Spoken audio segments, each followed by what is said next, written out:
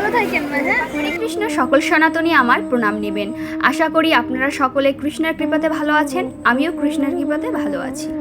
সেই দিনটি ছিল 7ই অক্টোবর 2024। শ্রী শ্রী রক্ষা কালী মায়ের মন্দিরে শাখারি বাজার আমি পুজো দিতে গিয়েছিলাম। পুজো শেষ করে যখন বেরোই তখন এক মায়ের সাথে আমার দেখা হয়।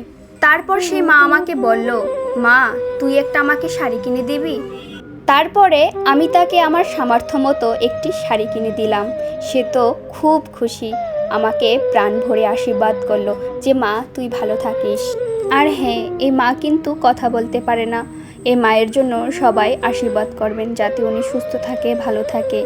পৃথিবীর সকল মায়েদের জন্য আমার অন্তর থেকে রইল অনেক অনেক ভালোবাসা। পৃথিবীর সকল মা ভালো থাকুক, সুস্থ থাকুক। কথায় আছে, মানুষ মানুষের জন্য, জীবন জীবনের জন্য। তাই আসুন আমরা সকলে সবার পাশে থাকি, তাহলেই তো আমাদের মানব জনম ধন্য হবে। সবাই আমার জন্য আশীর্বাদ করবেন যাতে এভাবে আমি সবার পাশে থাকতে পারি। আর হ্যাঁ, ভিডিওটা যদি ভালো লাগে অবশ্যই শেয়ার করে দেবেন। হরে কৃষ্ণ।